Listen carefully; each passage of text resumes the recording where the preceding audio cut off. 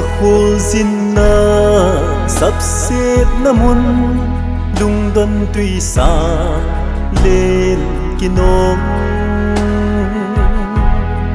ban pi ka ngai ka han dam hu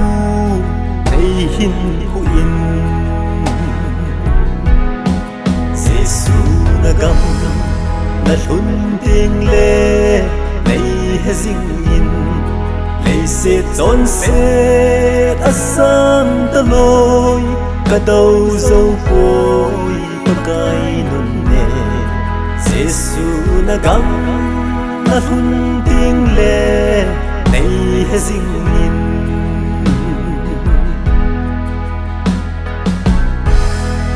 cả đâm sung ni trong cha hi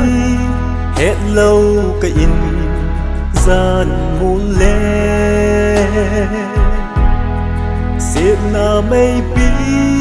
dính núi hình đây hu hình in Giêsu na gam na lun tiếng lê đây he dính in lấy xếp trốn xếp asam ta lôi cả đầu dâu côi và cái nôn Giêsu na gam na hun tiếng lệ này hay dinh nhìn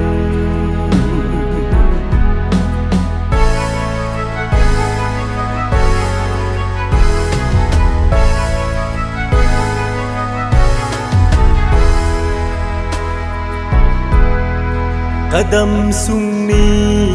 hồ man đinh đan này hil dinh nhìn han tâm bu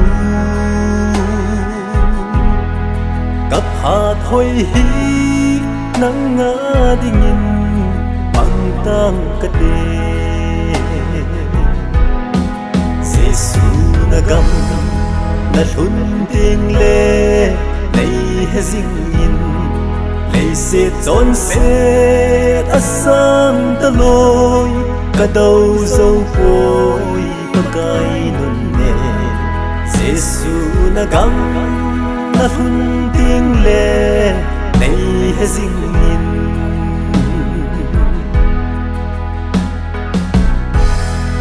lấy sẽ lâu pi na ho sa nhìn na hoi ye ka lung sunga